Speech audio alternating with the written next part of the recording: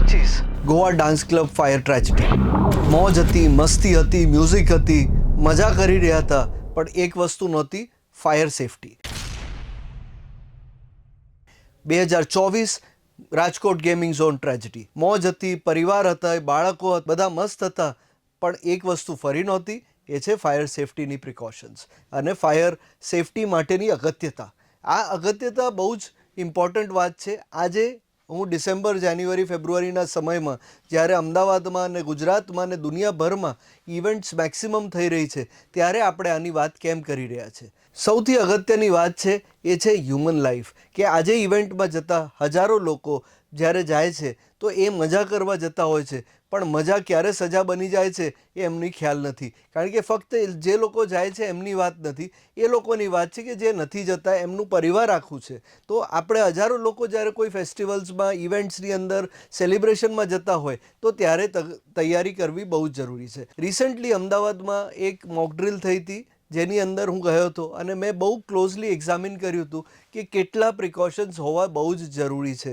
ઘણીવાર આપણને એવું જોવા મળે છે કે ઇમરજન્સી સર્વિસીસ ટ્રાફિક જામમાં ફસાઈ જતી હોય છે અને સમય પર એ લોકો નથી પહોંચી શકતા. તો સમજવાની વાત એ બી છે કે ફાયર સેફટી માટે એ બી જરૂરી છે કે જ્યારે ટ્રાફિક જામ હોય ત્યારે ફાયરની કે એમ્બ્યુલન્સની તમામ ઇમરજન્સી સર્વિસીસને પહેલાં આપણે જવા દઈએ. આપણે વાત કરીએ છીએ ફાયર ફાઇટર્સની, કે જે પોતાની જાન લડાઈ દે છે, કોઈ વસ્તુ આગળ પાછળ એમના બી પરિવારજનોની ચિંતા કર્યા વગર કૂદી પડે છે અને એ લોકો આગની અંદર હજારો લોકોને આજ સુધી બચાવ્યા છે. આપણે ફાયર ડિપાર્ટમેન્ટ, ફાયર અને ઇમરજન્સી સર્વિસીસ બહુ જ હાઈટેક થઈ રહી છે. ધીરે ધીરે બહુ બધી નવી વસ્તુઓ લાવી રહ્યા છે. આ હાઈટેક ઇક્વિપમેન્ટ્સ આપણે જ્યારે ઇમરજન્સી આવે ત્યારે જ વાપરવાનો ટ્રાય કરીએ.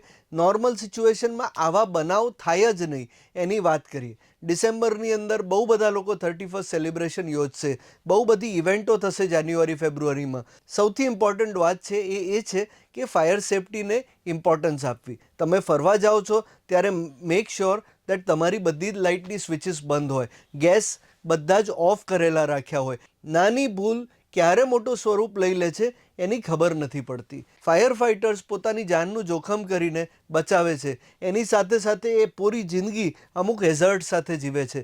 જ્યારે ઝેરી ગેસની અંદર કે એકદમ ગરમ સિચ્યુએશનમાં જાય છે ત્યારે બિલ્ડિંગ કોલેપ્સ થવાના ફિયર સાથે પોતાના જાન જોખમને લઈને એ લોકો અંદર કૂદે છે અને બધાની જીવનનું રક્ષણ કરે છે. So I salute to the fire fighters of the entire world who are taking the life at the risk. પણ આપણે સૌથી ઇમ્પોર્ટન્ટ વાત છે એ છે સમજ, કે આપણે કોઈ બી ઇવેન્ટ હોય, કોઈ બી નાનું ફંક્શન હોય કે મોટું ફંક્શન હોય, તો આપણે એની તૈયારી લેવી. ઇમેજિન કરો કે એક બેન્ક્વેટ હોલ છે કે જેની અંદર કોઈ સેલિબ્રેશન ચાલી રહ્યા છે કે કોઈ લગ્ન ચાલી રહ્યા છે અને એની અંદર 2000 લોકો છે. એકદમથી ક્યાંક નાની આગ થઈ અને એની અંદર એને પ્રિવેન્ટ ના કરી શકાય અને આખો ધુમાડો ભરાઈ ગયો. સૌથી પહેલાં એવું થશે કે ઓક્સિજનની કમીને લીધે ઘણા લોકો બેહોશ થઈ જશે, અફરાતફરીમાં એકબીજાને દેખાશે નહીં અને પછી જેમ ઓક્સિજનનું લેવલ નીચે પડતું જશે અને એ વસ્તુની ખબર જ નહીં પડે અને ત્યાં ગુંગળાઈને લોકોના મોત થઈ શકે છે. ફાયર ફાઇટર્સ જ્યાર સુધીમાં પહોંચે ઘટના સ્થળ પર એની પહેલાં બહુ બધા પ્રિવેન્શન્સ છે કે આપણે એક્સટિંગ્વિશર્સ રાખવા, એ બધી વસ્તુની આપણી પ્રિપેર્ડનેસ હોવી જરૂરી છે.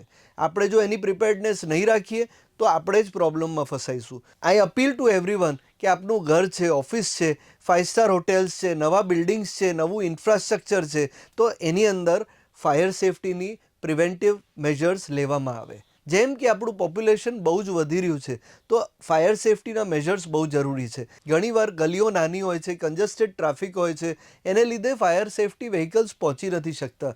સૌથી પહેલાં ઇન્ફ્લેમેબલ મટીરિયલ હશે એના પર આગ લાગશે અને એમાંથી સૌથી ઇન્ફ્લેમેબલ વસ્તુઓમાંથી પોઈઝનસ ગેસીસ નીકળે છે, જેને લીધે સૌથી પહેલાં ઓક્સિજનની કમીને લીધે આપણે બેભાન પડી શકીએ છીએ. ઘણીવાર એવું સાંભળવામાં આવે છે આગ કરતાં એનો ધુમાડો બહુ ઝેરી છે, એટલે આગથી તો તમે પછી લડશો, પહેલાં એના ધુમાડાથી લડવું જરૂરી છે. સો પ્લીઝ મેક શ્યોર કે તમારા ઘરની અંદર કે તમે ક્યાંય પણ જાઓ છો ત્યાં ફાયર સેફટીના પ્રિકોશન્સ લીધેલા હોવા જોઈએ.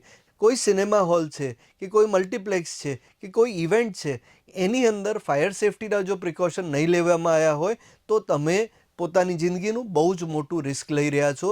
જેમ કે બીજી બધી વસ્તુનું ધ્યાન રાખવું જરૂરી છે, એમ જ આગ ગમે ત્યાં લાગી શકે છે, ગમે તે સિચ્યુએશનમાં આપણે પ્રિપેર્ડનેસ હોવી બહુ જ અગત્યની વાત છે. હું વાત કરું છું 1997ની અંદર એક બોર્ડર મૂવીનું સ્ક્રીનિંગ હતું ઉપહાર સિનેમાની અંદર. એની અંદર આગ લાગી હતી, જેની અંદર દરવાજો બહાર નીકળવાનો લોકો શોધી જ ના શક્યા. એમનો દરવાજો બંધ હતો અને એક જ નાની એક્ઝિટ હતી, જેને લીધે બહુ જ મોટી સંખ્યામાં લોકોની ડેથ થઈ હતી. તો આ સિચ્યુએશનની અંદર આપણે એ ધ્યાન રાખવાનું છે, નાની પણ બેદરકારી બહુ જ ડેન્જરસ સાબિત થઈ શકે છે.